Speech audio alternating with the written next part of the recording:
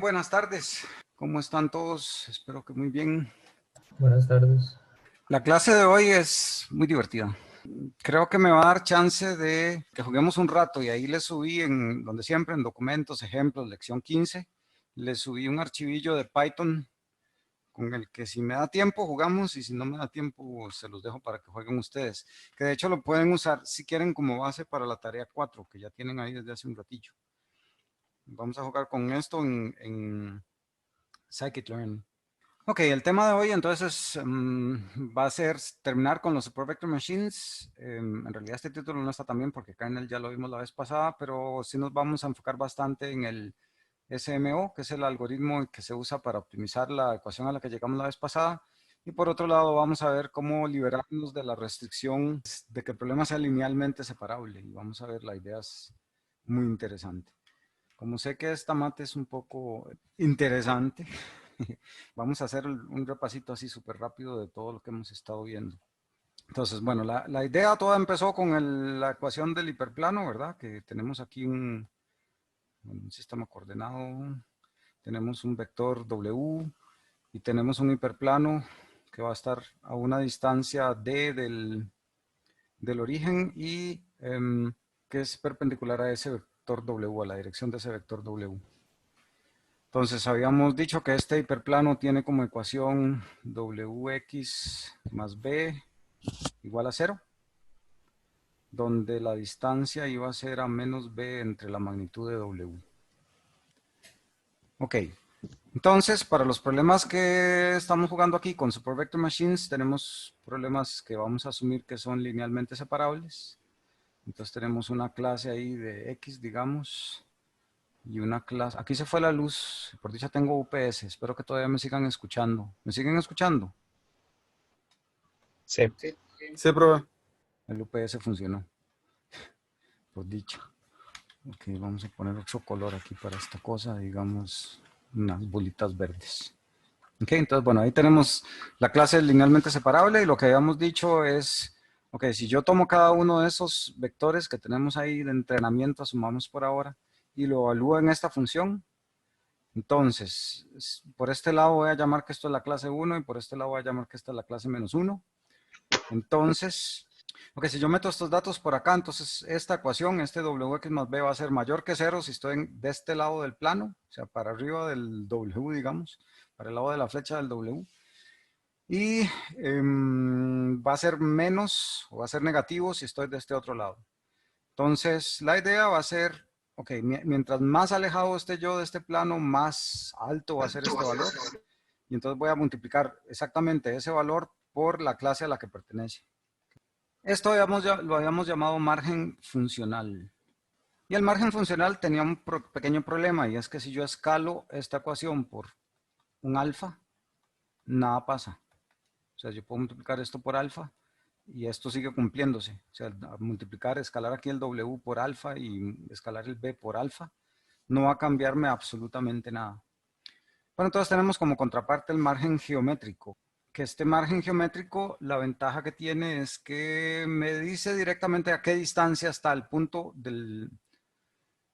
Bueno, de hecho me diría, sí, a qué distancia está el punto del plano, ¿sí? Que es simplemente tomar este margen funcional y dividirlo entre omega. ¿Ok? Bien, entonces con esa idea lo que llegamos a plantear fue el clasificador de margen máximo, que lo que hace precisamente es eso.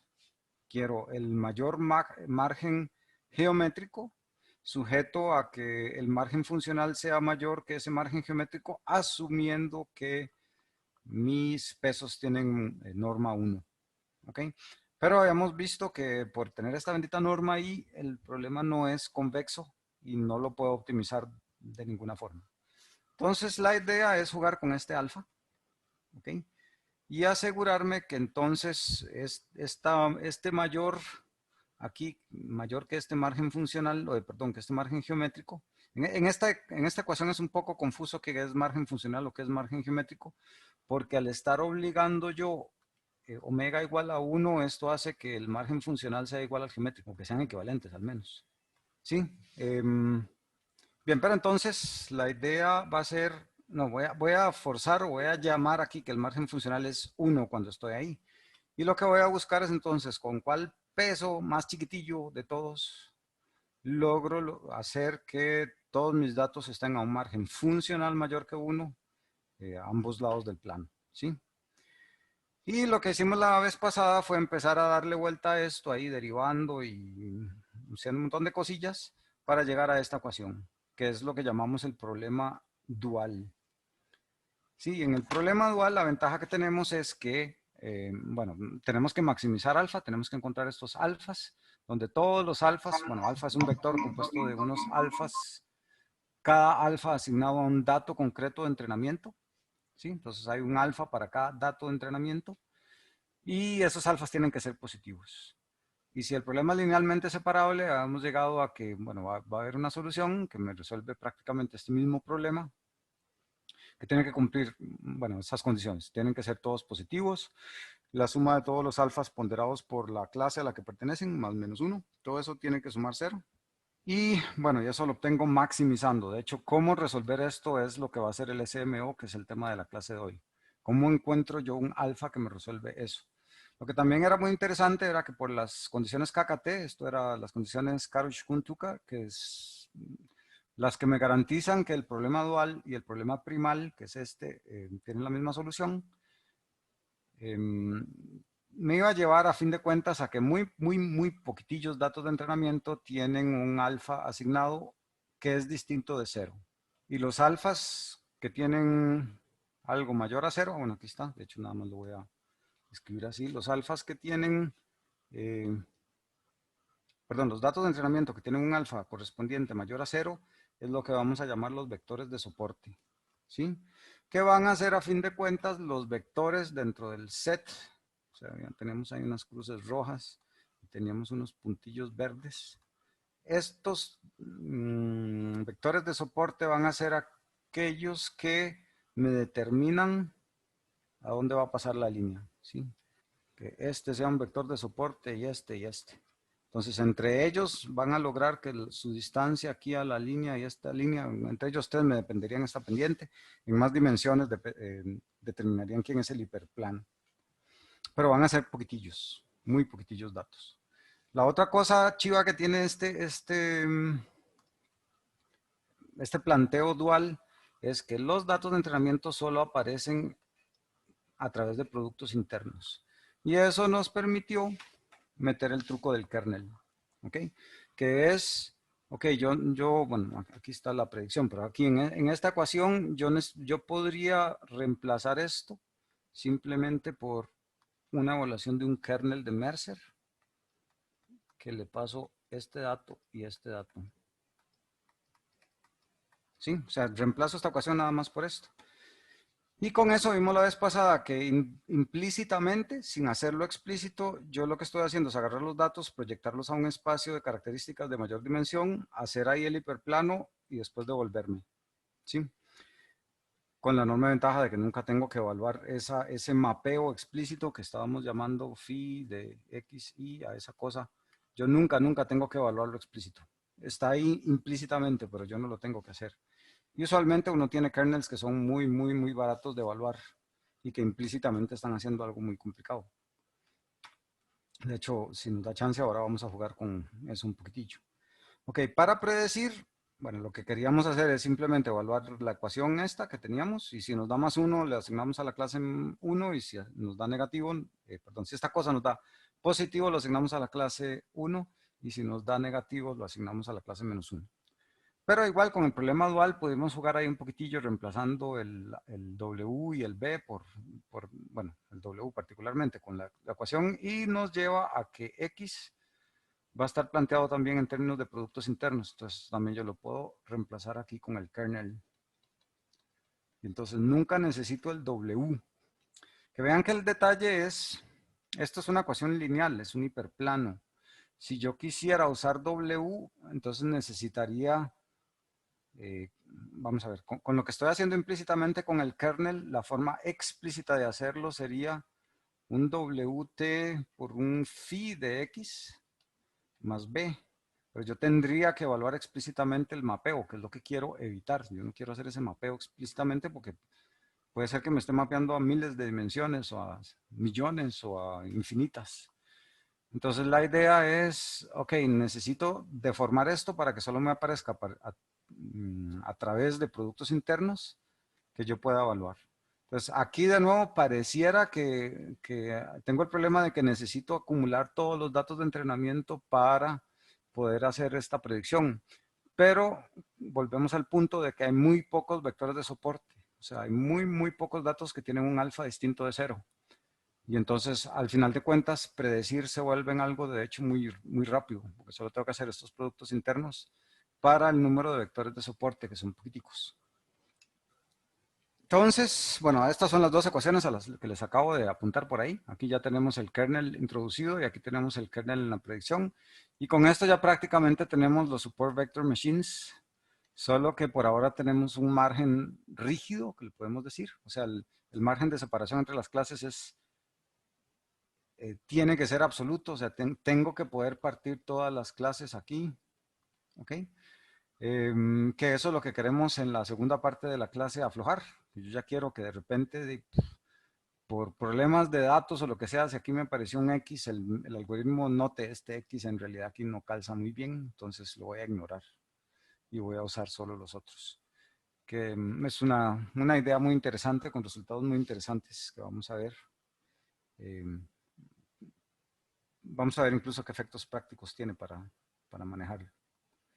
Ok, tenemos ahora el siguiente problema es cómo encuentro alfa, cómo resuelvo esta ecuación, que es un problema de maximización. Vean que tengo un vector alfa gigantesco porque tengo un alfa por cada dato de entrenamiento, ¿verdad? Y quiero encontrar cuáles alfas me cumplen eso sujeto a estas dos restricciones, que los alfas tienen que ser estrictamente positivos y los alfas todos multiplicados por estas cosas, estos y's que van a ser o más 1 o menos 1, dependiendo de a qué clase pertenece el dato correspondiente de entrenamiento, todo eso tiene que sumarme 0.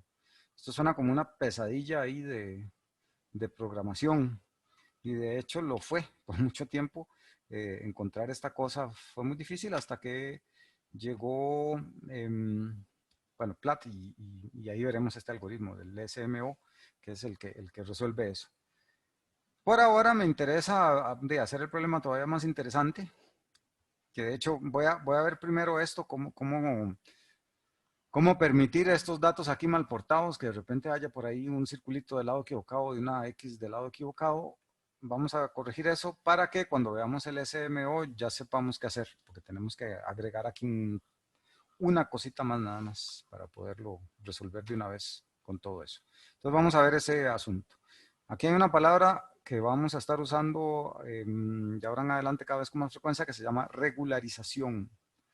Regularización en general es cuando uno tiene un problema de optimización que no es solucionable, o sea, porque falta información, entonces meterle a un problema artificialmente más información para poderlo resolver. Un problema típico de regularización es en visión por computador. Ustedes tienen aquí una cámara y esta cámara está viendo algo. Digamos un arbolito aquí. ¿Sí? Cuando ustedes ven la imagen que está proyectada aquí, de ahí se ve el arbolito, muy bonito. Pero bueno, ustedes habrán visto ahí el montón de ilusiones ópticas y gente que se pone a jugar con los cuadros de Escher y implementarlos de verdad y esas cosas. El problema que tenemos es que en realidad esta imagen que yo puedo ver puede estarme mostrando no eso, sino, o sea, igual tengo aquí la cámara y yo podría estar viendo una cosa que está así suspendida en el aire y tiene por ahí atrás el tronco, pero yo no puedo ver eso. Si yo, la información que tengo aquí en 2D ya perdió contenido de lo que hay en 3D. Entonces, cuando yo quiero interpretar esto, necesito agregarle información. O sea, aquí puede ser la misma imagen. Pero cuando yo tengo que analizar eso, tengo que meterle más cosas al proceso que me deduce qué es lo que estoy viendo. Y usualmente eso viene de la experiencia. Ya, cuando vea un árbol, de fijo que el tronco y la copa van a tener la misma coordenada de distancia a la cámara o algo así. Entonces eso es regularización, una forma de meterle más información que no estaba originalmente, pero que yo quiero meter por ahí. ¿Sí? Entonces, vamos a usar esto de regularización y vamos a meter las cosas del caso no separable. Ahí hay un compromiso. Esto de regularización vamos a verlo muchas veces más en el curso. De hecho, creo que hay una clase solo de eso. Pero bueno, por ahora vamos a usar entonces el primer caso de regularización en el curso. Ok, de nuevo, ¿qué es el problema que tenemos ahora? Hasta ahora vimos esto, que es linealmente separable.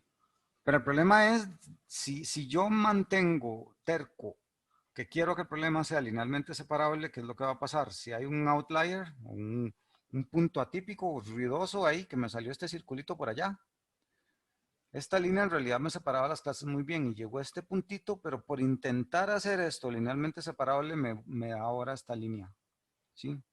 Entonces, particularmente vemos estas zonas de aquí, ahora van a ser muy propensas a cometer errores. O sea, si tengo un X por aquí, que era obviamente dentro de este grupo de X, aquí, me va a decir que es circulito solo porque tuve ese outlier ahí. ¿Se entiende el problema? Sí, sí, Sí, se profe, entiende. claro. Sí, Sí, profe, todo en orden. pura vida. Que sí, están demasiado silenciosos hoy.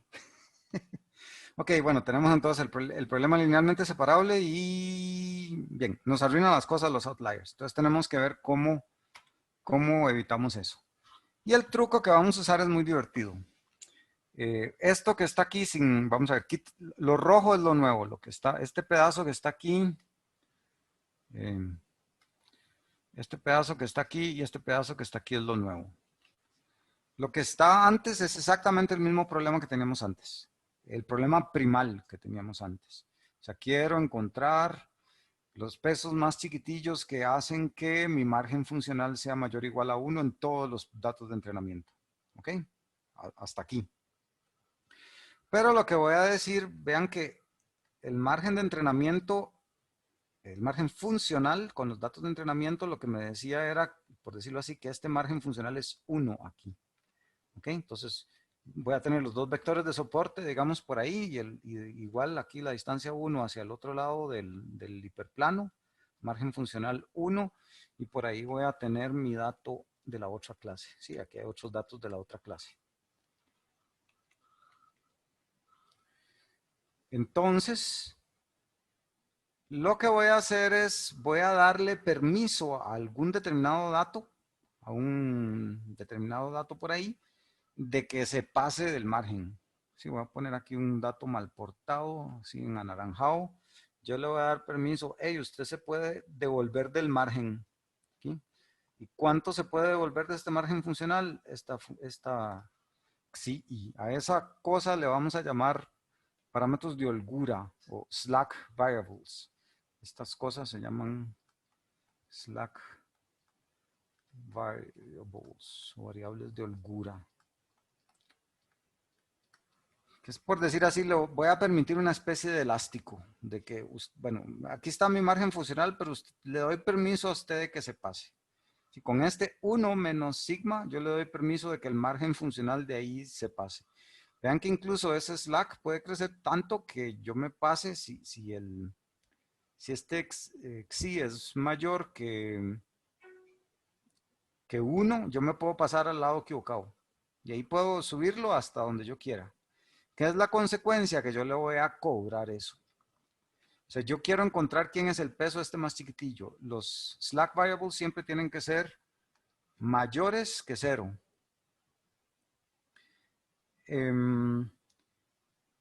Pero entonces, en la magnitud que yo voy a estar minimizando, que es todo esto, yo voy a decirle, ok, vea, pero yo voy a sumar a todos los slack variables y voy a darles un costo. Esta C es como el costo de esas holguras. De modo que si yo selecciono un sí muy grande para un dato, no voy a poder bajar tanto la magnitud de esta. Pero es lo que yo ando minimizando. O sea, yo quiero que estas cosas sean todas cero para poder minimizar esta función lo más posible. Pero si hay algún datillo mal portado, entonces le voy a dar permiso. Está bien, pórtese mal, pero lo voy a pagar. ¿Sí? Entonces vean que mientras más alto sea este C que tengo por aquí, que es un parámetro muy importante, este parámetro C me va a decir qué tanto voy a castigar esto. Si yo pongo un C muy chiquitillo, le estoy dando permiso a todo el mundo para que se pase de lado. ¿Sí? Si yo pongo un C muy alto, cada pedacito que yo me pase lo voy a pagar caro en esta minimización. Entonces, sí se entiende la idea de la regularización. De hecho, esto que estamos haciendo aquí, agregarle esta otra cosa es lo que se llama regularizar. Porque por decirlo así, yo le estoy dando, bueno, no sé dónde debería estar ese plano, pero yo voy a poner un plano en el que le doy permiso a los datos de que se pasen, pero voy a castigar que se pasen. ¿Sí? Entonces, yo voy a procurar tratar esto como si fuera un problema linealmente separable, pero simplemente voy a relajarlo un poquito, castigando si me paso. Pero le voy a dar permiso. Es que como lo tenemos planteado es imposible. Si no es linealmente separable, esa cosa nunca va a converger porque no hay solución. Pero aquí sí hay solución. Nada más tengo que castigar al puntito que se porte más mal, digámoslo así, y darle ahí un slack. ¿Se entiende la idea de los márgenes estos de las variables de holgura? Es importante para cuando uno lo usa incluso, tener ese concepto muy claro, porque si no, no van a lograr configurar los support vector machines para que manejen los datos que sea que tengan. Y ustedes van a trabajar mucho con eso. Profe, ¿Sí? una pregunta. ¿Ese parámetro C es el que uno define en Python cuando está usando Support Vector Machines? Entonces, Exactamente. Y ok. hay dos, de hecho hay dos, no sé si lo trato después en la presentación, pero creo que no, entonces voy a decirlo de una vez. Este es el planteamiento original que se derivó primero para Support Vector Machines. Vean que, bueno, C es esa variable de castigo, digamos, y en principio puede ir desde 0 hasta infinito, ¿sí? Em, Cuando esa variable es infinito, estamos igual que en el caso anterior, ¿sí? Porque en el caso anterior yo no permitía para nada que hubieran clases que violaran el margen funcional 1. ¿Sí? Esto era imposible antes, yo terminaba aquí. O sea, el margen funcional tenía que ser 1, no hay de otra. Entonces eso, ya cuando lo tengo sí, regularizado, lo puedo modelar metiéndole un C infinito. O sea, mientras más alto sea el C, más estoy forzando yo a que mis datos sean linealmente separables. O más fuerte es mi suposición de que mis datos son linealmente separables. Conforme más bájese yo, yo estoy asumiendo que esos datos son un total escándalo y entonces tengo que darle muchos permisos, muchas libertades para que ponga los puntos mal. ¿Sí? Entonces ahí está el rango. Sin embargo, este modelo C, así se llama esta cosa, sí, este parámetro C o este esquema de regularización con C, es muy poco intuitivo. O sea, cuesta mucho saber, bueno, y cuál valor de C es el que me sirve. Hay otro planteamiento dual a este que se llama el modelo NU, la letra griega NU, em, que ese se propuso como 5 años después que este, pero es otro planteamiento, digamos, es muy parecido al esquema que hemos venido. Hay un problema primal, hay que minimizarlo, bla, bla, y en algún momento hay que venir a regularizar, pero el planteo del problema es un poco más complejo. Cuesta mucho, bueno, no mucho, pero cuesta más entenderlo si uno no tiene primero claro este otro modelo C. Y no quería gastar otra tercera clase explicando el modelo NU. Nada más digamos que el modelo NU va a ser uno que va a ir, creo que siempre va de 0 a 1 este parámetro y es como un poco más fácil de ajustar. O sea, si van a usar NU, creo que ahí se comporta al revés. Cuando estamos en 0 es el caso usual, linealmente separable, y 1 es totalmente libre. Pero entonces es como más fácil de ajustar cuál parámetro uno usar. No depende del número de datos, no depende de cómo son los datos ni nada. Es más, ¿qué más? Más fácil de mover la perillilla sabiendo qué esperar. Aquí puede ser que un cambio de 10 a 100 con unos datos sea desastroso y con otros set de datos mover de 10 a 100 no haga ningún cambio. Aquí más o menos siempre se comporta igual.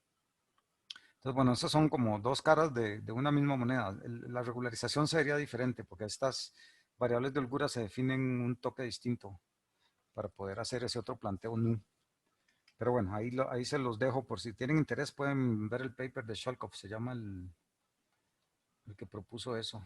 Bueno, este señor de Sholkov es uno de los que ha vectorizado todo. O sea, le ha puesto el truco de kernel a PC, a L, a todo lo que a ustedes se les antoje.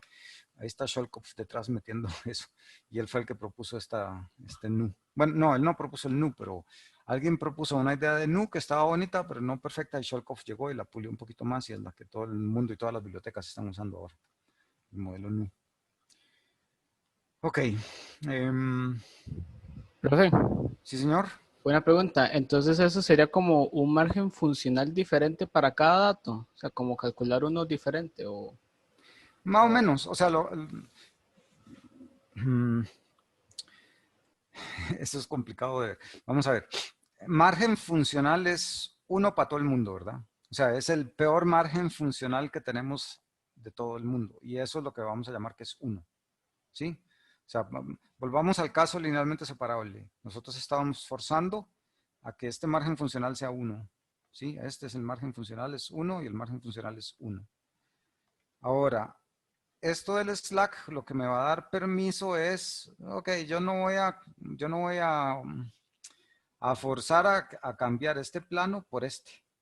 Yo lo que le voy a decir es, ok, usted mantenga la definición de margen funcional así como está aquí y déle permiso a un dato de pasarse.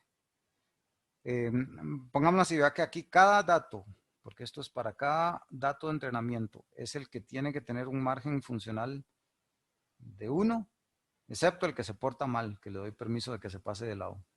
¿Sí? Pero el Sí, margen claro. funcional del todo está como siempre en 1. ¿Sí? Si aquí le estoy dando nada más con esto un permiso de baje más. Para todo el resto de la gente, bueno, cada uno tiene un margen funcional distinto en el sentido de que cada uno tiene su distancia al plano distinta, ¿verdad? Pero yo lo que supuestamente estoy asumiendo es que, bueno, hay unos bien portados que están aquí muy bonito, solo estos se portaron mal y se pasaron de lado. ¿Sí? Para todos estos el sigma i va a ser igual a 0. ¿Sí? Porque todos estos se están portando muy bien, no hay ningún problema con esos. Todos esos tienen un sí de 0. Estos son los únicos, los que estoy dándole permiso de que van a tener un sí, que yo lo voy a cobrar en la multa. Vamos a ver si puedo enseñarles vamos a ver qué sigue aquí para ver si... Sí, bueno, ya vamos a entrarle un poquito al problema dual, qué efectos tiene de haber hecho eso, pero sí quiero enseñarles en la biblioteca que todo el mundo usa, incluso scikit-learn por debajo lo que está usando el libsvm support vector machine. Ok, esta biblioteca tiene un montón de gente supercarga detrás echándola a andar. Ya está bastante estable, pero tiene aquí un ejemplito en línea. Nada más, si quieren verla, bueno, en Taiwán. Si quieren verla, pueden entrar ahí me buscan, libsvm, donde estaba aquí arriba.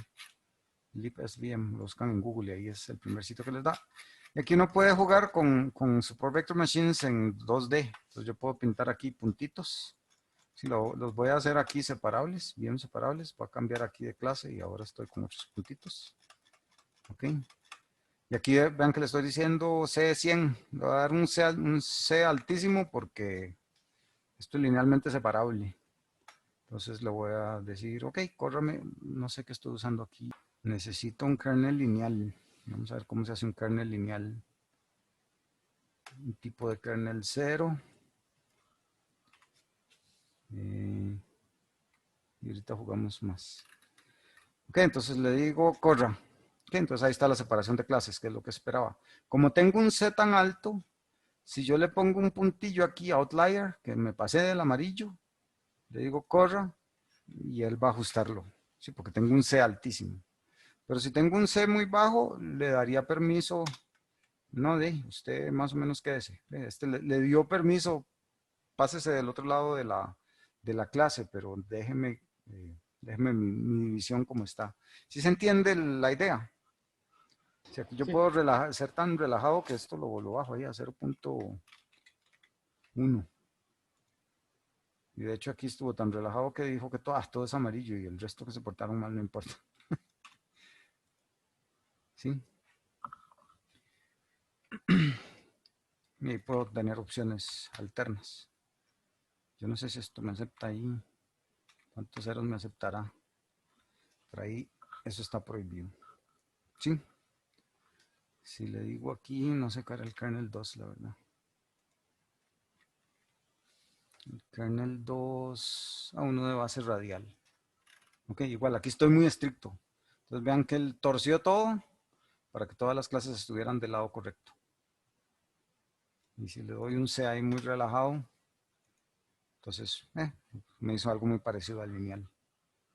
¿Sí se entiende? Si yo me porto más mal todavía y le meto por aquí puntillos de estos, ahí con el relajado no le importó mucho. Pero si yo lo hago muy, muy obligado, entonces incluso le abrió huecos a eso para asignar ese pedazo que está ahí, estos pedazos de aquí, y asignárselos a la clase que no es. ¿Sí se entiende? De hecho, este tipo de juego con el Support Vector Machine es el que quiero que hagan mucho en la tarea 4, para que empiecen a agarrar ese feeling de qué es lo que hace C, qué es lo que hace el tipo de kernel.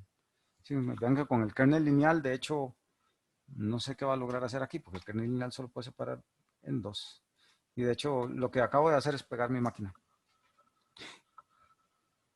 Bueno, eso fue lo mejor que logró. No estaba muy convencido de esta cosa. Bueno, lo más probable es que aquí no lo veo, pero es posible que la biblioteca me haya dicho no puedo resolver el problema. Y por eso hizo esto aquí, porque no logró separar linealmente estos dos puntos, ni este del resto.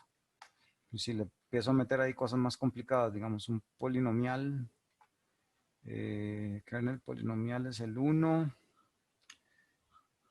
y le digo, necesito un coeficiente y necesito un degree. Entonces le voy a decir degree de grado 5 y con un coeficiente de 1. Ok, ahí logró hacer también algo parecido al otro. Y si lo pongo aquí de grado 2, que de hecho lo vimos la vez pasada, de grado 2 no lo va a lograr. Eso es lo mejor que pudo. ¿Sí?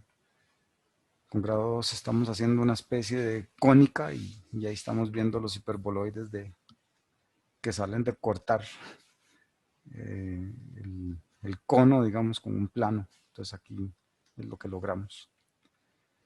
¿Sí se entiende? Es divertido esto. Ahí para intentar entender lo que es divertido, qué está pasando ahí, para después cuando le llegan a unos problemas más complicados poderlo usar. Ok, preguntas sobre el significado de esos slacks y del C.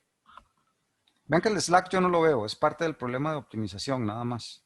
Que lo introduzco a la fuerza para tener una forma de castigar, pero a la vez de dar permiso. O sea, le doy permiso de que se pase, pero lo castigo. Es que antes era absoluto, dictatorial. Usted no se pasa, y no se pasa, y no se pasa. Y entonces el problema de optimización, si no puede, no converge. Bien, entonces sigamos. Cuando agarramos esto, seguimos exactamente el mismo proceso que seguimos con el otro caso. Igual el lagrangiano que íbamos a plantear solo va a tener unos pequeños cambios. Va a salir esta cosa. Eso que es lo que teníamos definido como nuestra condición. Si recuerdan, los alfas se están multiplicando a una condición que le estábamos llamando g de x menor o igual que 0, no sé qué. Entonces, bueno, ahí nada más tenemos que reemplazar eso de la misma forma que lo habíamos reemplazado antes. Y si voy a necesitar unos nuevos multiplicadores de Lagrange R, que me están, por decirlo así, metiendo estas condiciones que están aquí, son las que estoy metiendo en el lagrangiano con esta cosa. Pero estas nuevas condiciones aparecen porque yo le metí este regularizador ahí. ¿Sí? Entonces, resulta que después de empezar a minimizar esta cosa, igualando a 0 y todos esos detalles, lo interesante de todo es que como problema dual, yo llego a exactamente la misma ecuación que tenía el de margen lineal. No cambió absolutamente nada. Es la mismísima ecuación. Aquí no cambió absolutamente nada. Lo único que cambió es que en la condición que antes yo tenía era que los alfas tenían que ser positivos. Y resulta que después de todos los despejes llega uno nada más a agregarle este nuevo término. Y es que los alfas tienen que ser menor o iguales a C también. O sea, tienen que ser de 0 a C. Antes podía ser de 0 a infinito, pero ahora puede ser de 0 a C. De hecho, vean que aquí se ve bonito eso que les estaba diciendo. Si uno quiere que un Support Vector Machine usado con esa biblioteca se comporte como el de margen lineal de siempre, lo que tengo que hacer es elegir un C muy alto. O sea, un C tendiendo a infinito. Es el caso original. ¿Sí se entiende? Y el resto, esta condición es la misma que teníamos antes. Entonces, todo ese planteo se redujo a que cuando planteábamos el problema dual, el único cambio fue este.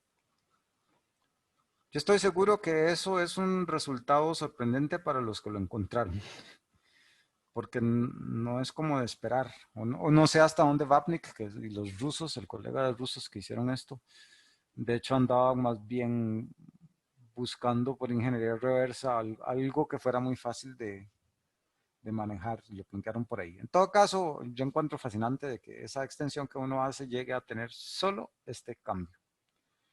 ¿Ok? La predicción no cambia en absolutamente nada. Es exactamente el mismo modelo de predicción que teníamos antes. Ok, vean que aquí igual estoy usando producto interno y producto interno, pero obviamente como aparecen solo productos internos ahí, ya podemos reemplazar esto por el kernel y por el kernel. ¿Sí? Ese es el único cambio. Entonces, por eso, bueno, después por eso vimos. Por eso vamos a ver el algoritmo SMO hasta después de haber introducido esto, porque ahora tenemos que hacer el algoritmo nada más para que busque los alfas que estén en este rango y no de 0 a infinito. Ok, con respecto a las condiciones de Karosh-Kuntuker, vemos varias cosas. Los alfas son 0 para todos los puntos bien portados. Y esos son los puntos en los que el margen funcional es mayor o igual que 1. El alfa va a ser exactamente igual a C. O sea, el alfa, bueno, era 0. Después empieza a crecer de 0 hasta C. Y cuando está creciendo de 0 hasta C, son los puntos que están pegados en el margen. ¿Sí? Todos esos son los puntos que todavía están pegados, prácticamente los puntos que me están definiendo los support vectors, por decirlo así. Porque son los que están pegados digamos, son los que me están definiendo quién va a ser el margen. Si ya me paso, o si ya me quedo en C, estos son los puntos que le estoy asignando un margen menor que el 1, que es el que yo quería. O sea, son los que se están portando mal, los outliers. O sea, viendo el alfa, después del proceso de optimización, yo ya les puedo decir, ok, estos son los support vectors, estos son puntos outliers que yo no estoy considerando, por decirlo así, pero que se están paseando en todo y estoy castigando en la optimización. Y estos son ¿qué? Estos son los puntos bien portados, los que son acordes a todo lo que he visto. Ok, hay que cambiar un poquitillo cómo se calcula el B, porque al tener ahora puntos mal portados, esos no hay que considerarlos tanto, digamos así. Pero bueno, esas son formulillas ahí bonitas que uno saca del paper y las implementa y ya. Ok, esto que acabamos de ver se va a llamar Support Vector Machines regularizados con norma L1 con márgenes suaves. Ok, L1 Norm Soft Margin SVMs. ¿Por qué norma L1? Déjenme ver aquí. Es norma L1 por la forma en la que esto está hecho. Que solo estoy sumándolos. Sí, prácticamente estoy sumando aquí el valor absoluto como era la norma L1. Lo que pasa es que al estar diciendo yo que todos los sigtaí tienen que ser mayores que 0, esto es una condición, mayores o iguales a 0, entonces es igual que el valor absoluto, y entonces esto es la norma L1. Yo pude haberlo hecho aquí con norma L2, pero vamos a ver después en el curso que casi siempre uno regulariza con norma L1. Eso tiene que ver, bueno, cuando lleguemos a los otros lados del curso vamos a ver, tiene que ver con que uno intenta maximizar una cosa que se llama dispersión, pero bueno, eso es otra historia para otro momento. En todo caso, bueno, cuando ustedes le dicen es un support vector machine de margen duro o de margen suave, eso lo que quiere decir es, ¿le estoy dando permiso ya a los datos de que se muevan al otro lado o no? ¿Sí? Si es un margen duro es el de problema separable linealmente y el asunto no se mueve, o sea, ponerle C infinito. Y de margen suave es que yo le doy permiso a algunos datos de que se cambien de lado. ¿Sí? Entonces, bueno, con eso vean que con los kernels ya logramos fronteras no lineales y con C podemos controlar mi permisividad a puntos atípicos. ¿Sí? ¿Preguntas hasta aquí? Esto es lo que ustedes van a usar en la tarea 4 exactamente. Y con esto que les acabo de decir ya deberían entender el concepto del C, que es el que van a tener que jugar bastante. Y con los kernels, para clasificar los dígitos escritos, por si no han visto el enunciado de la tarea, es clasificar Profe. unos, que si yo escribo aquí unos, de hecho cada vez que lo escribo me sale diferente, a pesar de ser yo la misma persona. Y ahora si los escriben distintas personas, todavía peor. Entonces ahí hay una base de datos estándar que se llama Lemnist. De hecho, el Lemnist tiene todas las letras y dígitos, pero nosotros vamos a ver el subset de dígitos. Ustedes van a usar Support Vector Machines para clasificarlos. O sea, van a tener imagencitas chiquititas, no me acuerdo en qué resolución está el estándar, creo que eran como 20 píxeles por 20 píxeles o 16 por 16 o una cosa así. 28 por 28. 28 por 28 es. ¿Ok? Entonces, bueno, ustedes van a tener esos dígitos por ahí, ya alguien se los entró y toda esa tarea que de hecho es complicada, pero no importa. Y entonces van a aprovechar un Support Vector Machine para clasificarlo. ¿Por qué el MNIST y eso? Es porque es el clásico. Las redes neuronales y regresión lineal y softmax y todas esas cosas habían llegado a un cierto nivel con el MNIST hasta que Vapnik y su gente presentó el Support Vector Machine clasificando al MNIST y pegó un salto en calidad impresionante. Entonces fue, por decirlo así, el primer sistema que logró clasificar los dígitos escritos a mano.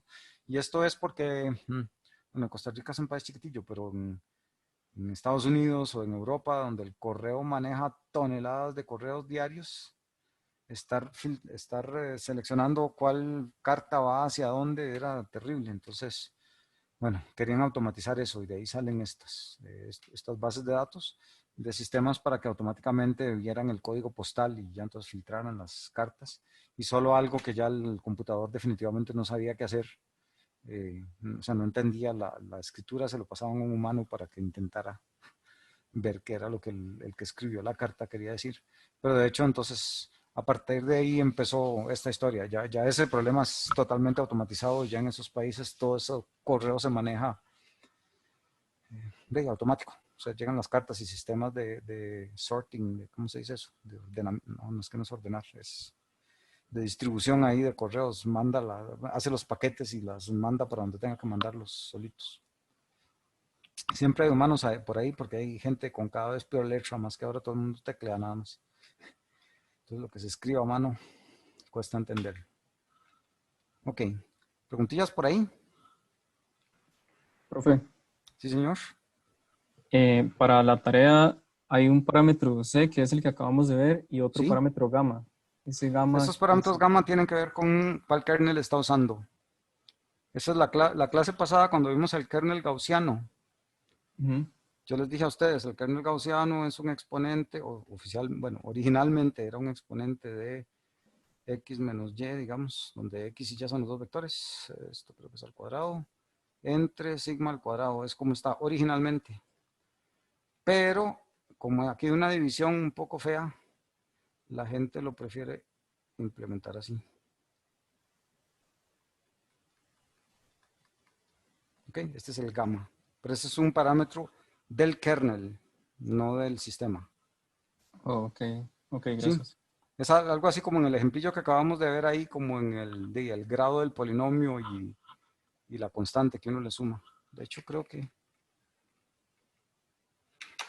vea que el polinomial tiene parámetros gamma, que es el que va a multiplicar un coeficiente que va a multiplicar al producto punto de u con v, más el coeficiente elevado al grado. O sea, el polinomial tiene tres parámetros: gamma, coeficiente y degree.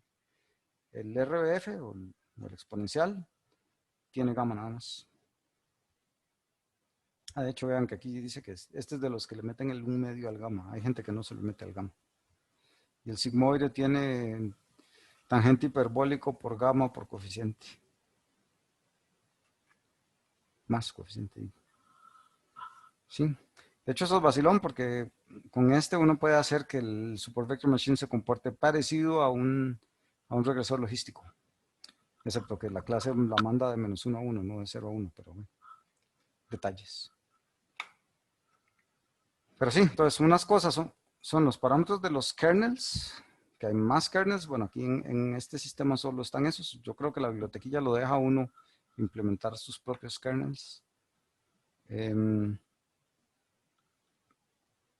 Pero están los otros que son los parámetros del sistema. De hecho, aquí está, que si ustedes quieren usar el Support Vector Classifier, que es lo que estamos viendo en este momento, un clasificador, con parámetro C o con parámetro NU. Este sinceramente no sé qué es. One Class Support Vector Machine, ese no sé qué es. Tendría que ponerme a buscar ahí qué es.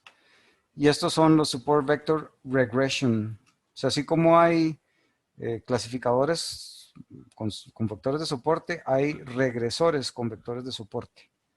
Y también es otro planteo interesante, donde ustedes igual con un parámetro epsilon o con un parámetro nu le dan permiso a los datos sobre los que ustedes están haciendo la regresión, entre comillas, lineal. Le dan permiso a datillos de que sean ruidosos y se pasen de lado. Y después se aplica el truco del kernel, y con el truco del kernel entonces ya uno puede hacer regresión kernel lineal. Pero es la misma historia. Pero entonces aquí hay regresores de Support Vector Machines, o con todo el concepto de Support Vectors, que casi que es meterles el truco de kernel y meterle las variables elásticas esas que acabamos de ver para permitir outliers. Muy bonita la teoría de Support Vector Regression, pero tampoco la vi por exceso de tiempo. Alejandro, tiene la mano levantada. Flores. Ah, ya no tiene la mano levantada. Pensé que era una pregunta. Era de antes, profe. Gracias. Ok, tranqui. Era más bien por si no le he dado la palabra. Ok, bueno, entonces estamos con eso.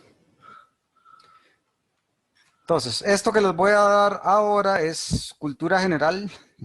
Bueno, en realidad yo creo que si hay algún algoritmo de optimización que alguna vez tengan que implementar, posiblemente sea buena idea conocer este. Es un algoritmo de John Platt de Microsoft Research en el 98.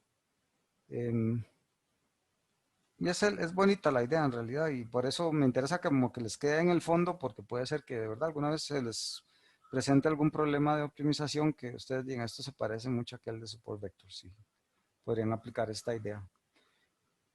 La idea viene asociada a una cosa que se llama el ascenso de coordenadas, que en realidad nosotros ya vimos algo más complicado. Nosotros vimos descenso de gradiente para optimizar, buscar mínimos.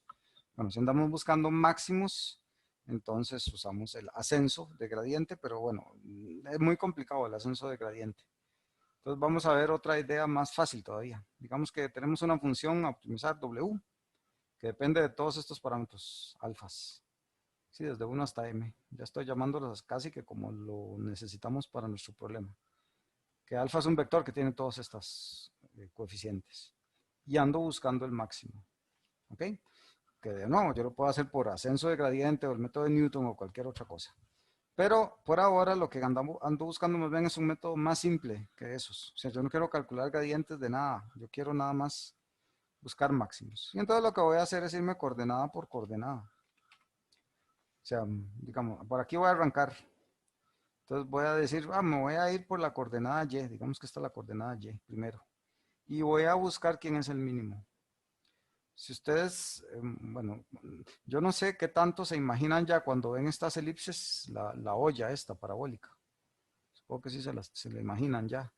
Y todas esas cosillas de color que estamos viendo son las curvas de nivel.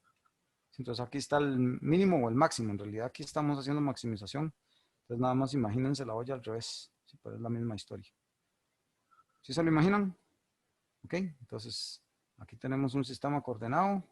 Y la gracia es que yo me voy a ir simplemente por las coordenadas puras. O sea, si arranco aquí, me voy a ir, digamos que estoy por aquí, quiero irme a un máximo, entonces me corro hasta que llegue al máximo. En esa dirección, si cortamos este paraboloide, va a ser una parábola. Si el corte aquí con un plano por este eje paralelo al Y, digamos, por este plano paralelo al Y, me va a dar una parábola. Y yo lo que voy a buscar es Ok, ¿a dónde me queda el máximo de esa parábola? Entonces de ahí lo busco. Ya llega al máximo de esa parábola. Y ahora voy a hacer lo mismo en la otra dirección. Sí, me voy a buscar ahí en el corte en esta parábola donde llego al máximo. Ya llegué por ahí y me voy a devolver entonces a la Y. Y voy a buscar ahí el máximo en Y. Y aquí voy a buscar el máximo en X. Y voy a buscar el máximo en Y y el X. Y el Y en X. Y ahí me voy hasta que ya llegue a un máximo. ¿Sí se entiende? ¿Ven? Es más fácil que el descenso de gradiente en el sentido de que no tengo que calcular el gradiente. Nada más me voy en una dirección alineada ahí con los ejes. Entonces en X, en Y, en X, en Y y ya. Eso es todo. Mucho más fácil que todo lo que hemos hecho hasta el momento. Entonces, ¿cómo lo podemos ver? Voy a irme para cada uno de los alfas que yo tengo. Voy a buscar, voy a dejar a todos los otros alfas queditos y nada más voy a buscar el alfa que estoy permitiendo moverse a donde encuentre el máximo W. ¿Sí? Y tengo varias opciones para encontrar, o sea, para variar cuál es el alfa que estoy buscando. Uno es en un orden predeterminado, como en este pseudocódigo. O sea, voy a primero buscar el máximo en alfa 1, ya lo encontré, ahora voy a dejar ese fijo y voy a buscar el máximo en alfa 2. Lo dejo fijo en alfa 3, etcétera, etcétera, hasta que llego al alfa m. Y una vez que ya llegué a ese máximo, me devuelvo al alfa 1, al alfa 2, al alfa 3. Sí, pues vean que aquí ya están más de 2 dimensiones. Acabamos de hacerlo en 2, pero ahora en n dimensiones simplemente me voy en cada una de las coordenadas, busco el máximo ahí y me voy por la otra, sí.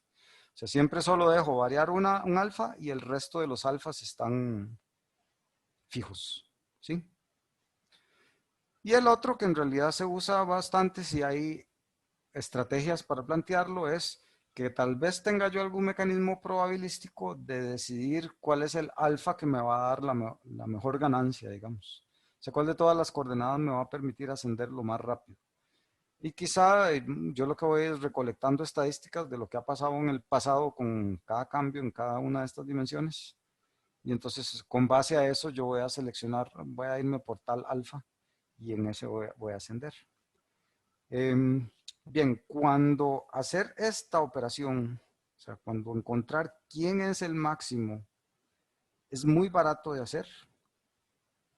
Entonces, usar estas cosas de ascenso de coordenadas es muy eficiente. ¿Ok? Y es lo que nos va a pasar ahora con los Super Vector Machines. Que encontrar eso va a ser encontrar el máximo de una parábola. Y si ustedes tienen esta ecuación, ¿dónde está el máximo de ahí? Yo les digo, esto es ax al cuadrado más bx más c. Esa es esta parábola, digamos, y igual a esta parábola. Bueno, voy a usar las mismas. Voy a usar las mismas variables que estamos usando aquí solo para irnos acostumbrando. ¿Okay? Entonces, si esto lo voy a llamar alfa, digamos que solo tengo un alfa, y esto se llama W de alfa. Esta cosa sigue una curva así. Donde esta curva es W igual a alfa al cuadrado más B alfa más C. ¿Cómo encuentro el máximo? ¿Cómo encuentro en cuál alfa es que tengo aquí el máximo? ¿Alguien con una idea? Profe, ¿Para esta pregunta? hay una ¿Cómo fórmula que es encuentro el como b máximo de una cuadrado, parábola? b cuadrado entre ¿El 4. máximo o el valor que produce el máximo? El alfa que produce ese máximo. Si lo puedo dar en términos del A, B y C, sería el menos B entre 2A, pero... Ah, ok. Y aquí, si lo vemos, nada más tenemos que derivar esta cosa igualar a 0, ¿verdad? Sería 2 alfa más B igual 0. Lo que quiere decir que alfa es igual a menos B. ¿Dice algo? ¿Es eso bien? 2. Ah, que me faltó el A. Ya decía yo, esto está muy raro. Sí, aquí 2A por alfa más B, sí, igual a 0. Y ahora sí, alfa es igual a menos B entre 2A. ¿Sí? Ahí está el máximo. Fácil de calcular. Facilísimo. Entonces, si yo pudiera decir, ok, yo conozco que mi W tiene esta forma, entonces facilísimo. Yo sé dónde está el máximo y se acabó. Ahora, otra idea. Por lo que acabamos de ver, mi alfa, al alfa yo le voy a dar permiso de que esté entre 0 y C. ¿Cierto? Acabamos de ver ahí que en las restricciones que tenemos nos va a pasar eso. Entonces, hay varias opciones. Una, que mi máximo me quede aquí adentro. O que mi máximo me quedó por aquí afuera. Y si mi máximo me quedó aquí afuera, ¿dónde está el máximo de alfa si yo restringo alfa del rango de 0 a alfa? De 0 a C, digo. En 0, ¿no? Exacto. Este sería el valor máximo. ¿Todos lo ven? Y el otro caso sería cuando mi máximo me quedó después de C. Entonces, ¿cuál es el valor máximo que yo veo en el intervalo de 0 a C? Sería en C. Pero, profe. Exactamente. Ok, entonces ya casi que tenemos cómo manejar estos problemas de maximización. Mis alfas tienen que estar todos entre 0 y C. Entonces, si yo tengo unas parábolas que me describan eso, que en el caso, bueno, ahorita lo vemos, en el caso que queremos optimizar es parabólico, solo tengo que verificar 3 casos. ¿A dónde me quedó el máximo? ¿Antes de 0 o después de C? Si está en cualquiera de esos 2 casos, lo trunco. ¿Ok? Nada más mi alfa va a ser 0 o C.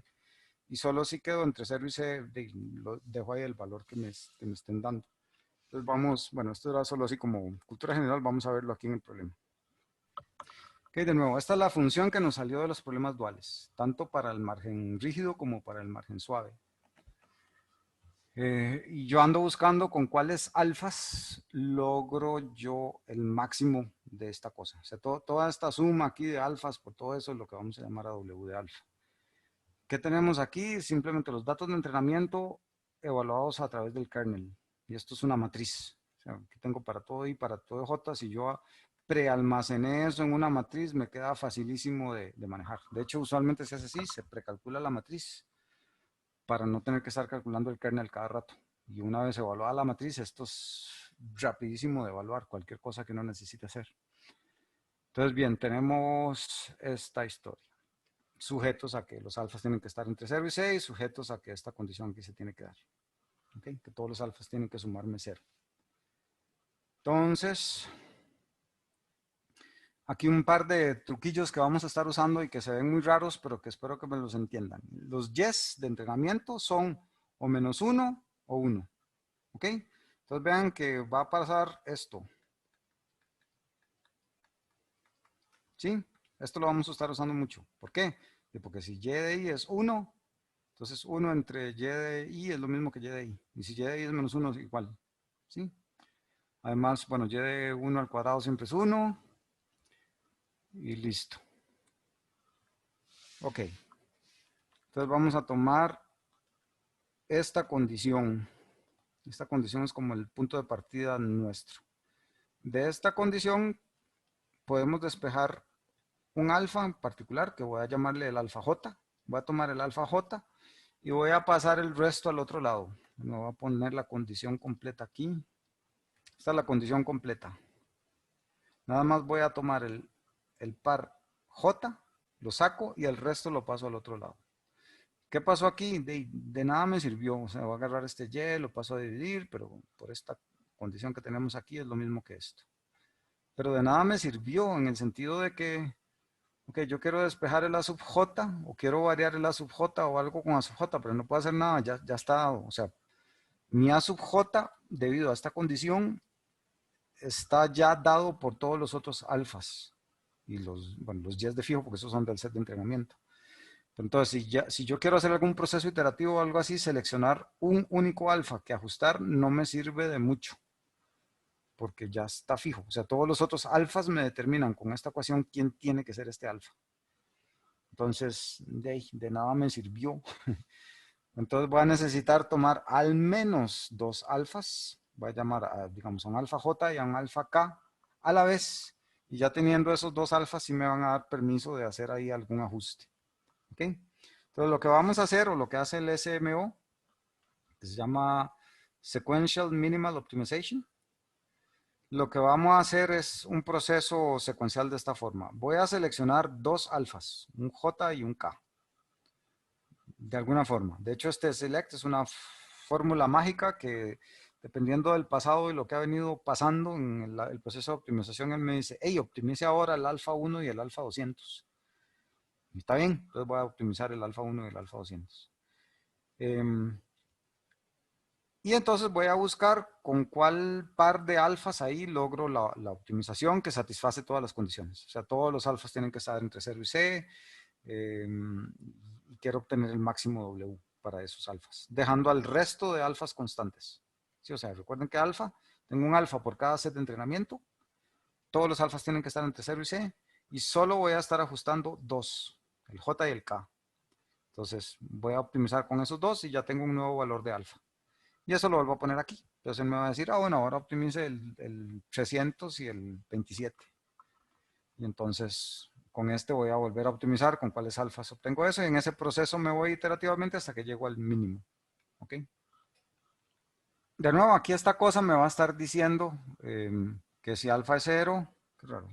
Sí, que si alfa es 0 estoy en un punto muy buena gente, que si alfa ya llegó a C es que estoy en un punto mal portado, outlier, digamos, de los que estoy dejando que se pasen de margen, y para los alfas entre 0 y C, ando bien, ¿ok?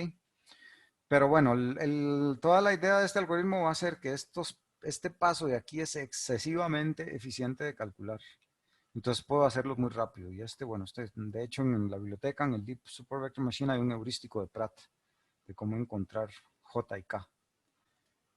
Pero ahora vamos a ver, lo que me interesa ahí para ir terminando la idea de esta, es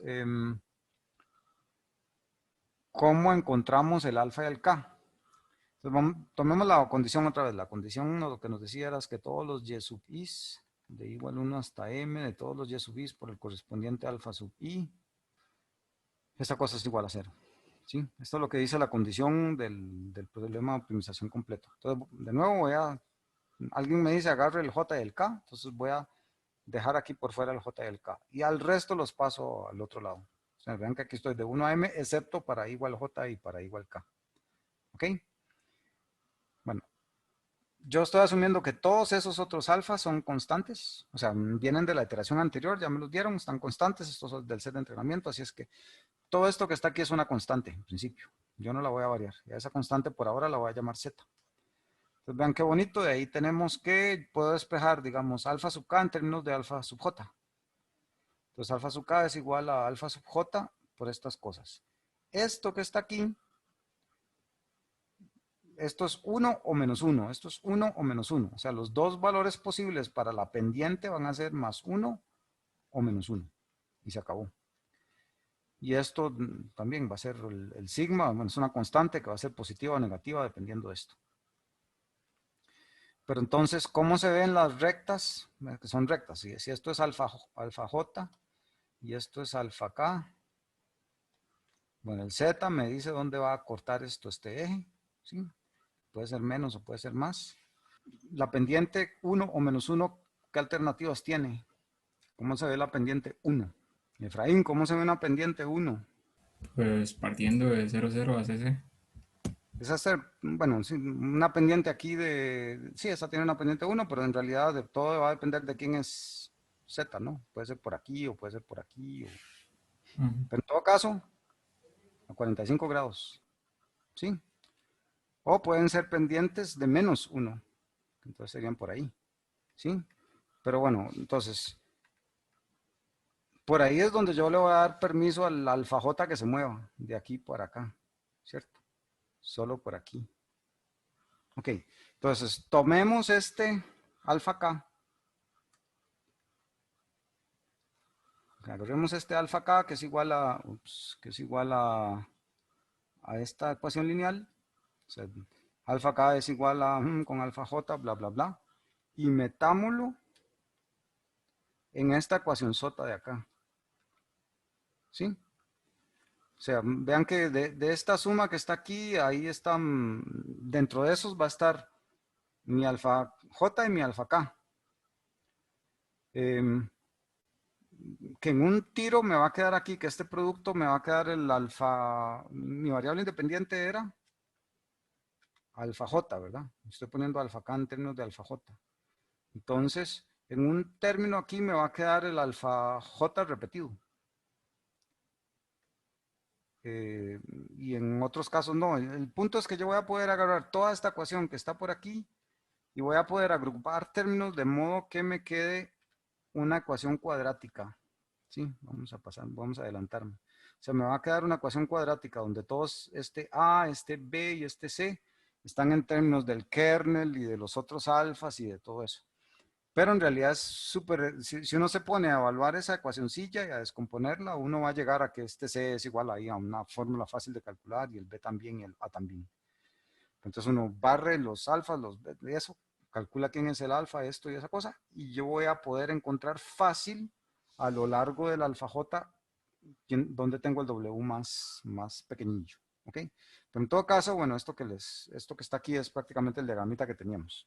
Mis alfa J y K, el resultado que me dé yo lo tengo que restringir a este cuadrado. Pero, ¿y qué valor tengo aquí? Nada más se imaginan que aquí ando buscando en el W alfa. Vamos a intentar hacer este grafiquito así. Aquí tengo el alfa J, aquí tengo el alfa K. ¿Ok? Y a lo largo de esta cosa, ¿ok? Esta, digamos, es esta recta que está aquí, es esta que está aquí. Por aquí voy a tener el W en términos del alfa J, digamos. ¿Ok? Y en términos del alfa J, no, las parábolas están al revés aquí. Tengo una parábola, ¿sí? Que es exactamente el mismo caso que acabamos de ver hace un par de transparencias con estas cosas, ¿sí? Entonces tengo varias opciones, que el alfa, donde está el máximo, me quede aquí entre estas líneas, entre 0 y C, o ya me escapé, ¿sí? Entonces nada más hay que evaluar ahí, eso es un programilla ahí de condiciones, de ver, ok, el máximo estoy dentro o estoy fuera, y si estoy fuera, entonces a quién tengo que cortar, dónde, porque los casos son en realidad muy limitados, o ya quedé en C o no, y bueno, o en principio queda que si mi máximo quedó aquí o si mi máximo quedó aquí, y si esta curva está en ese cuadrante o está en este cuadrante, ¿sí? Que si está en este cuadrante, entonces a quien tengo que cortar es esta, y el otro alfa queda en 0 y este valor, ¿sí?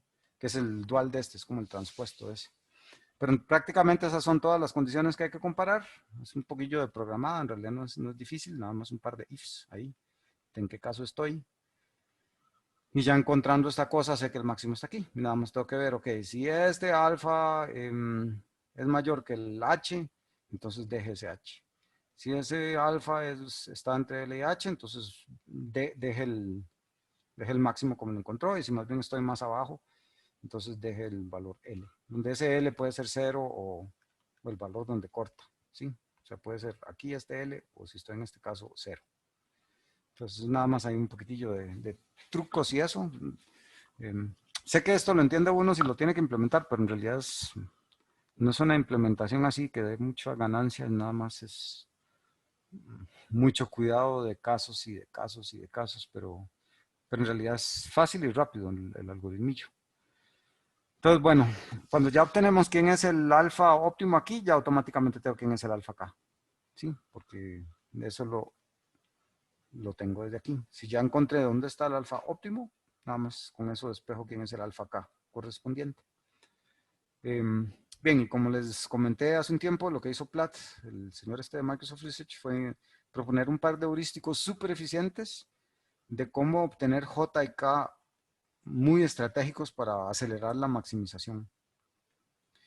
Y bueno, él propone además cómo calcular el B. El B era el del WX más B, en el problema original. Este B siempre nos sigue apareciendo y lo seguimos necesitando. Entonces él propuso ahí cómo calcularlo, considerando que esos puntillos ahí se están portando mal de vez en cuando y que no me deben afectar mucho el B. Ok, como les digo, me interesaba darles ahí nada más como la idea de qué está pasando detrás de un support vector machine, porque cuando uno ve el problema dual de esto, ¿cómo se come? O sea, ¿cómo hace uno esto? Porque aquí calcular gradientes y eso no es como tan natural. Más que no solo estamos optimizando esto como para usar descenso de gradiente, sino que necesitamos satisfacer esas condiciones siempre. Entonces, bueno, la estrategia que les acabo de decir es cómo resuelve uno de esos problemas. Vean que empezamos más bien con esta condición y después usamos esta para maximizar algo, pero que al considerar esto lo estamos recortando cada rato.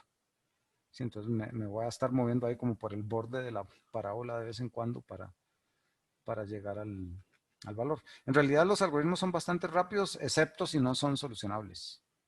De hecho, ustedes se fijaron ahí que cuando yo le di en un problema no lineal a la bibliotequilla esa, casi que se paró de uñas. Y de hecho, si hacen el experimento ahora que vamos a jugar con eso, tengan cuidado con la compu, porque puede ser que se les pegue un poquitillo. Si piden hacer algo así que no es solucionable. Ok, nos falta solo un detalle y es, ok, Support Vector Machine, están muy bonitas todas las ideas, pero hasta ahora solo vimos problemas de 2 clases. De ellos, ustedes en la tarea van a tener que hacer un problema de 10 clases. ¿Cómo se hace eso? Hay 2 estrategias. Esta es la parte que menos me gusta a mí de los Support Vector Machines porque no me parece que lo han solucionado de forma elegante. Pero en realidad todos se basan en, ok, ¿cómo reducimos un problema de múltiples clases a un problema de 2 clases? Entonces hay 2 enfoques. Este es como el más fácil de entender. Yo lo que voy a tener es, si tengo 10 clases, voy a tener 10 clasificadores. Volvamos a los dígitos del MNIST. Uno que va a calificar el 0 versus todas las otras. O sea, es un clasificador que me sabe decir esto es 0 o no. Hay otro clasificador que me dice es 1 o no. Es el dígito 2 o no, etcétera, etcétera. ¿Ok? Entonces son clasificadores como que saben, ok, yo sé que esta cosa es un 1 o no. Entonces ya tengo K clasificadores. Y entonces voy a tener un Support Vector Machine. Tengo aquí un Support Vector Machine para el 0. ¿Ok? Y esta cosa me va a decir si es 0 o no. ¿Ok? Entonces aquí aquí entra el X. También va a entrar a un Support Vector Machine que sabe reconocer el 1. ¿Sí? Entonces se me va a decir esto es 1 o no. Lo mismo para el 2. Y así sucesivamente hasta que tengo el Support Vector Machine del 9. Sí, entonces estas salidas van a ser, me van a decir es o no es.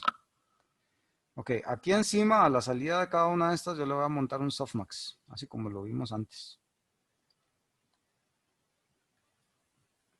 Que voy a usar los mismos datos de entrenamiento con el que entrené los Support Vector Machines. Y bueno, y acuérdense que aquí voy a tener ya la salida en one hot encoding, ¿verdad? Entonces voy a tener ahí 10 salidas que me dicen cuál clase es. Entonces yo tengo que entrenar primero los Support Vector Machines y después las salidas de los Support Vector Machines ya entrenados, cuando le pongo la entrada, con eso entreno un softmax para que aprenda quién es 1, quién es 2, etcétera, etcétera. Sí, esa es la técnica 1 contra todos. Y está la otra técnica 1 contra 1, que necesito un aterro de clasificadores, que de hecho van a ser K por K menos 1 entre 2. O sea, si tengo 10 clases, entonces tendría 10 por 9 es 80 entre 2, 10 por 9, 80. 10 por 9 es 90 entre 2 son 45 clasificadores. Entonces voy a tener 45 clasificadores que uno aprendió a reconocer 1 versus 2, otro 1 versus 3, otros 1 versus 4, otros 1 versus 5 y así sucesivamente hasta que es 8 versus 9. Ok. Y entonces cada clasificador va a emitir un voto por la clase ganadora. Ok, entonces la idea aquí es que cuando yo le enseño al 1 versus 2 un número 3, él me va a decir a veces 1 y a veces 2, en realidad no importa. Pero todos los clasificadores que sí tienen a 3, o sea que tienen a 1 versus 3, 1 versus 2 versus 3, todo el mundo va a estar ahí de acuerdo de que es el 3. Entonces,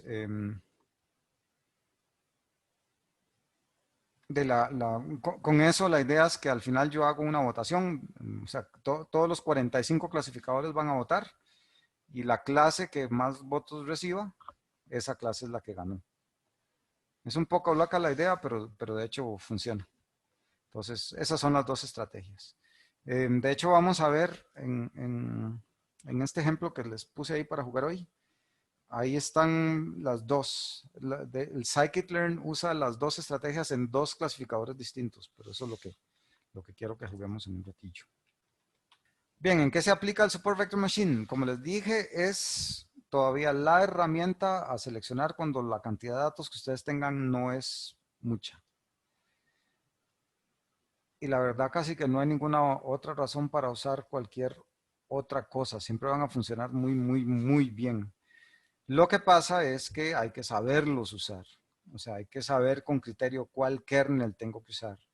Y si uso un kernel, ese kernel tiene parámetros. Entonces hay que seleccionar el parámetro que le sirve a mi problema. Y eso solo se puede seleccionar con experimentación. De hecho, el objetivo de la tarea 4 para mí es que ustedes pasen por ese proceso. Porque conozco mucha gente que dice, no, es que probé el Support Vector Machine y no me funcionó. ¿Con qué kernel? Ah, no sé. ¿Qué es eso? Si están usando un Support Vector Machine, por lo menos esperaría yo que entiendan el concepto de kernel. Porque claro, si por defecto lo que estaban usando usan kernel lineal, no les va a servir de mucho. O si por defecto el C que estaban usando estaba muy alto, tampoco les va a servir de mucho, dependiendo de los datos que tengan. Entonces, bueno, mi objetivo con esa tarea 4 es que ese proceso que se llama selección de hiperparámetros, o sea, que son los parámetros del clasificador que ustedes estén usando, eso hay que sintonizarlo al problema concreto que uno tenga.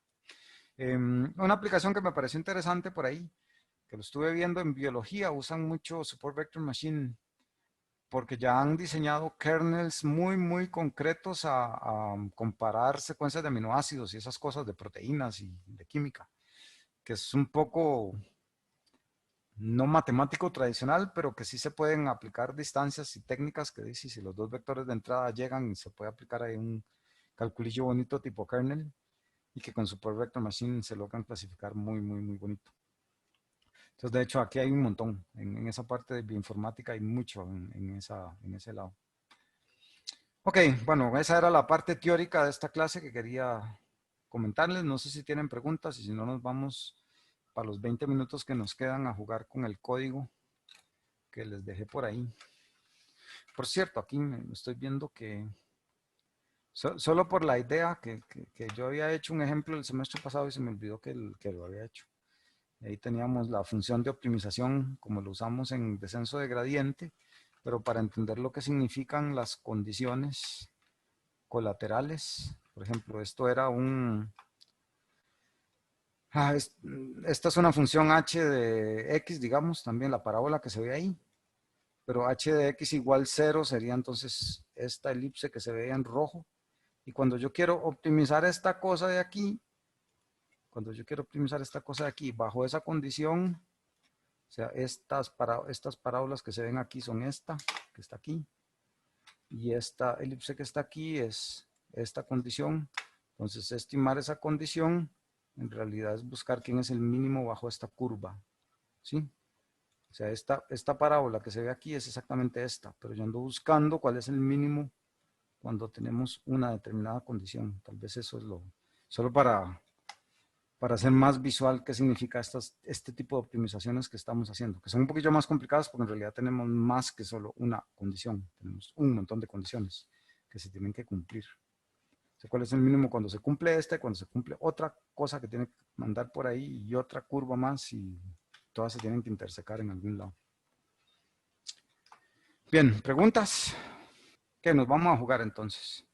Como les dije, ahí tienen en el TEC Digital, en documentos, ejercicios o ejemplos, creo que es, lección 15. Ahí está un programita que se llama Plot Iris SVC Python.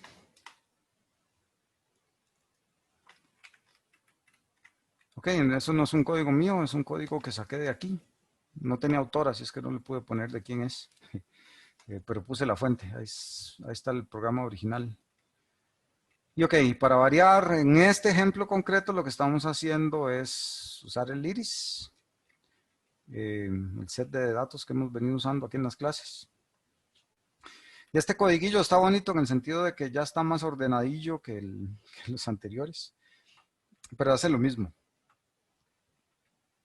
O sea, hay una función aquí para hacer un grid con los datos y clasificar los datos, uno para pintar ahí prácticamente a dónde quedó cada clase.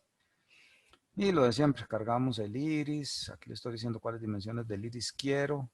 Y aquí estamos inicializando los Support Vector Classifier. ¿Sí? La biblioteca aquí de Scikit-Learn Support Vector Machine. Le voy a decir, cargue el Support Vector Classifier. Hay otro que se llama Linear Support Vector Classifier.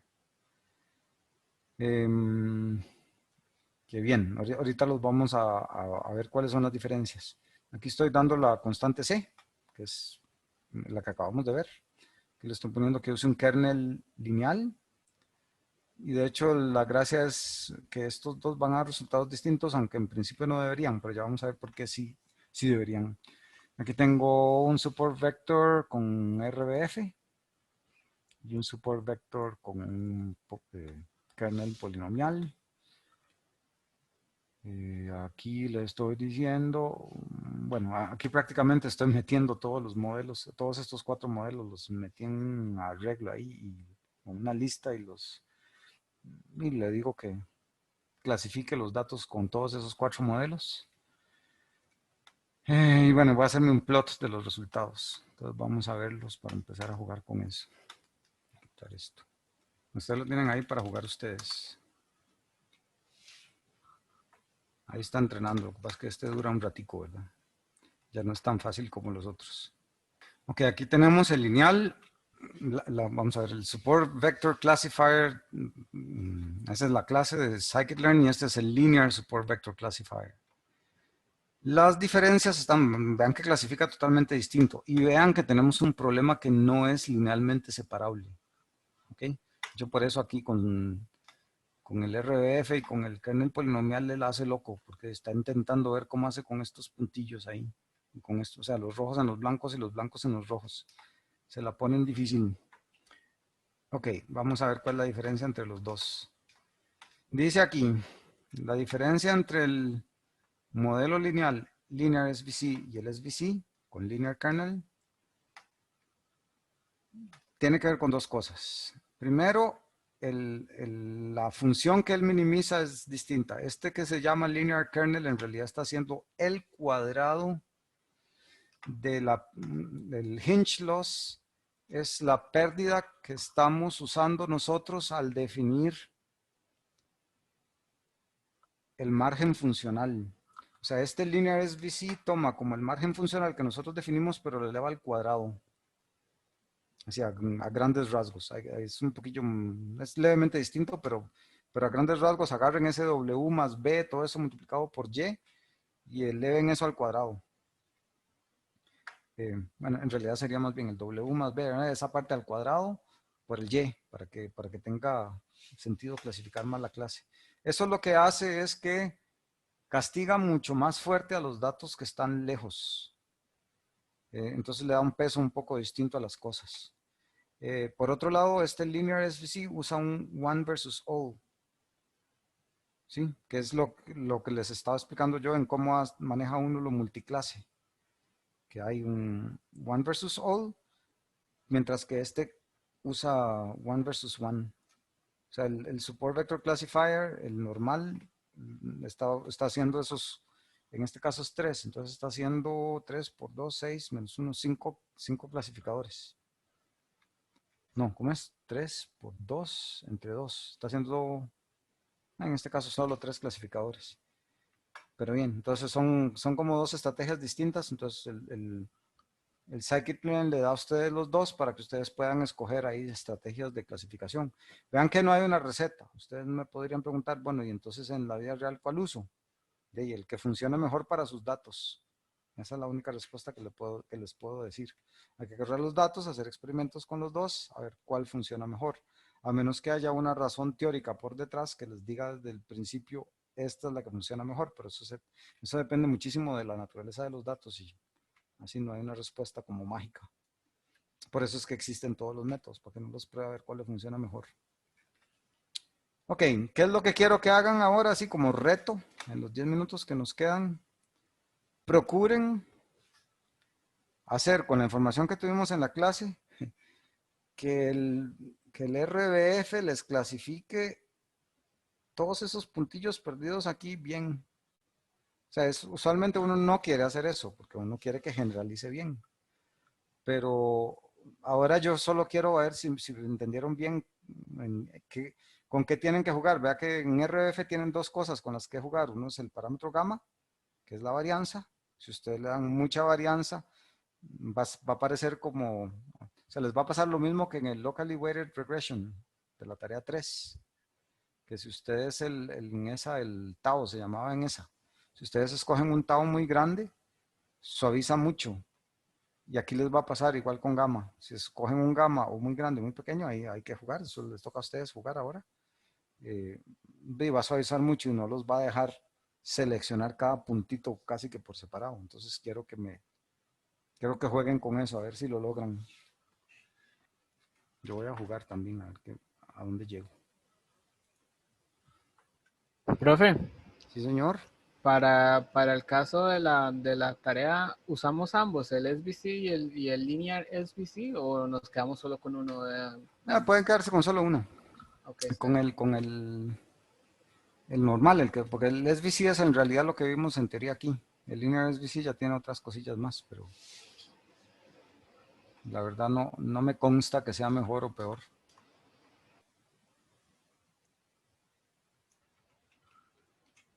Pues se vale jugar con el número de iteraciones. ¿Perdón? Se vale jugar con el número de iteraciones. ¿Cómo con el número de iteraciones? Ah, no, mentira, es que me estaba tirando un error, pero no, ya vi que no tiene nada que ver con eso. Aquí en esto. Sí, de hecho ese número de iteraciones es las iteraciones de esa búsqueda de los alfas. Ups, de hecho me acaba de decir a mí de que no logró converger. Porque lo puse, pero vean, ya casi lo logré yo. O sea, esto que estoy haciendo es antididáctico. Lo que les estoy enseñando a hacer es qué es lo que no hay que hacer, pero a veces hay que saber qué es lo que no hay que hacer para no hacerlo. Porque esto que estamos haciendo aquí está terrible. Pero yo creo que es que debe haber algún puntillo ahí que está doble, o sea, que pertenece a dos clases. Porque casi que lo logró. Ya están todos los puntitos sueltos en su clase. De ya casi que lo descompuse. Pero sí lo logró.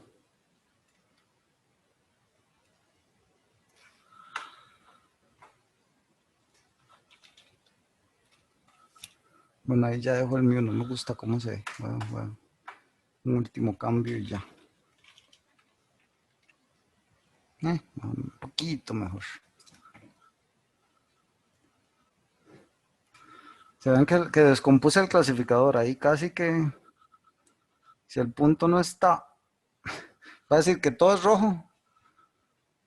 Excepto si casi que el punto cayó encima de los que ya están, de las otras dos clases. No se vale. Yo hubiera esperado que él hiciera eso azul más bien, pero bueno. ¿Lograron algo parecido? Bueno, ahí me dicen si lo logran cómo. Tienen un minuto. Sí, profe, algo parecido, solo que en los blancos no se nota tanto el remarcado. O sea, casi que tenga cuidado, que puede ser que nada más los blancos los clasificó como rojos. Tiene que tener algún tipo de bordecito alrededor, porque si no es que los clasificó como rojos, más bien. Como este aquí, digamos, que este aquí lo está clasificando como rojo, entonces nada más lo pintan blanco porque es la denotación de la cámara, pero no tiene un bordecillo aquí alrededor para indicar que toda esa sección sí pertenece a los blancos, digamos.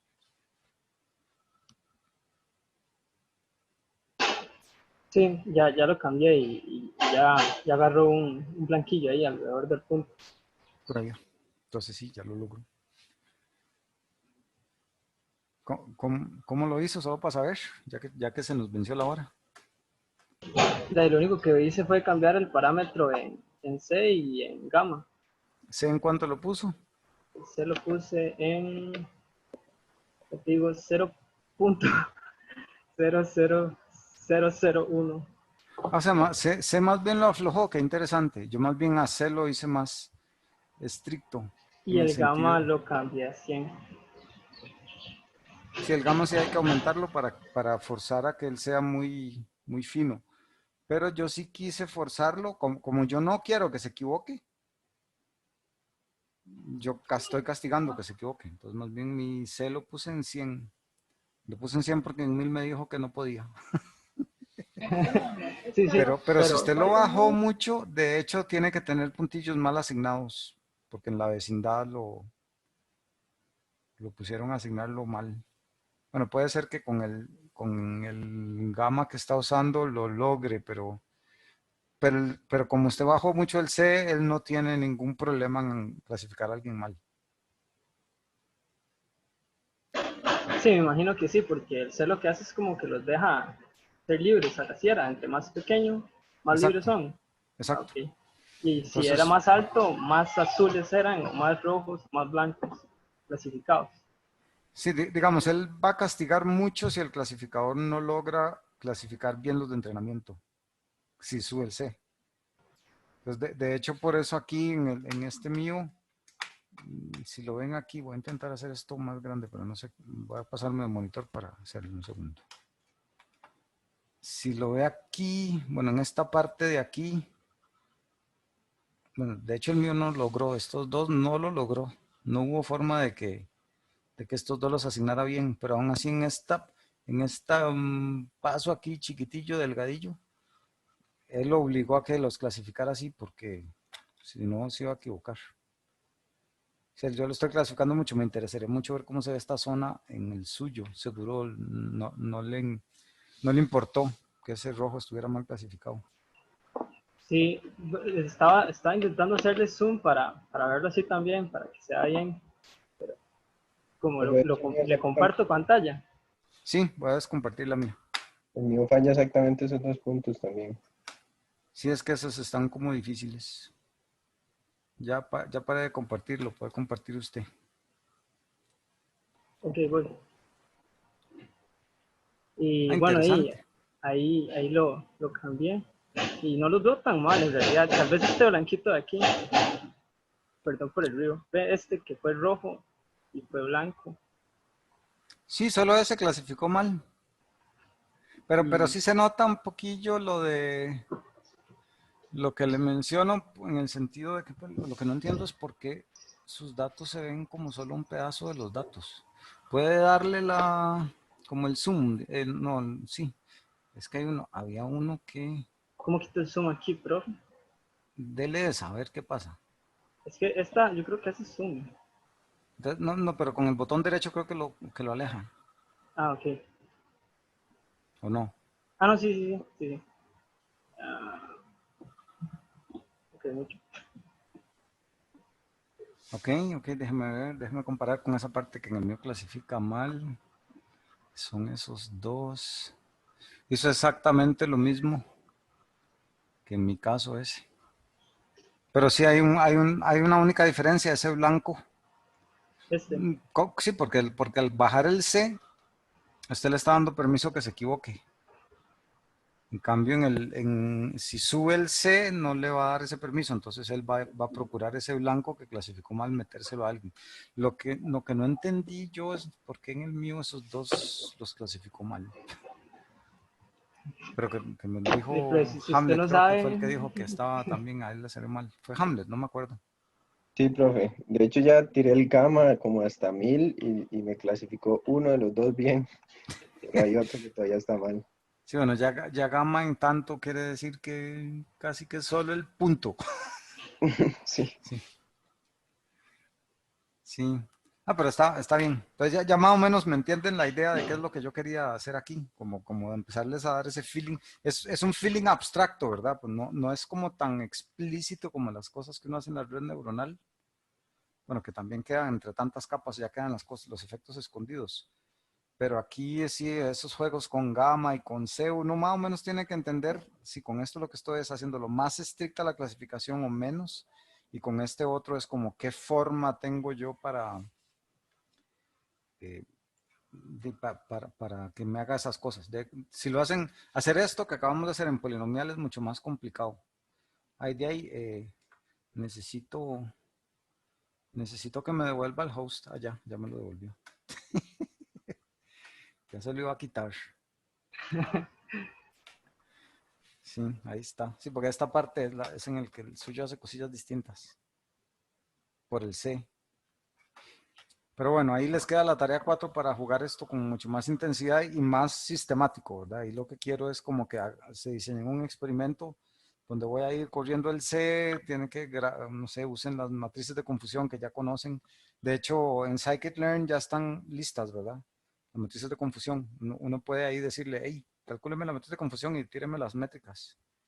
Entonces ustedes pueden hacerse un experimentito bonito ahí donde almacene cuál es la precisión, cuál es el recall con los datos del MNIST para que puedan hacer curvitas de conforme aumentan el C, cómo va bajando ese precision o conforme mueven el gamma o si quieren ser más aventureros entonces se hacen gráficas ya en 3D de gamma versus C versus precisión o algo así. Y cosillas así más divertidas como para que empiecen a agarrar el feeling de estas cosas. Que de nuevo, Support Vector Machines es una herramienta súper poderosa, pero si uno la sabe usar. Si la sacan así como cajita negra, yo la monto, dele a ver qué pasa. Rara vez van a pegar unos parámetros que les funcionen con los datos, pero un par de experimentillos y sabiendo que es SC o que es el NU, entonces ya ustedes lo logran mejor. Ahí está, no está muy estricto, voy a darle un poco más de permiso de que se equivoque, ya le suben el C y se acabó. Está bien, bueno, nos vemos ya el jueves con un tema nuevo. Vamos a ver clasificadores no paramétricos, que es una técnica bastante usada también, como para un quick and dirty, echar a andar algo rápido a ver qué está pasando. Usa una de esas técnicas. Pura vida. Nos vemos entonces, que tengan bonita tarde. Muchas gracias. Gracias, profe, igual. Gracias, profe.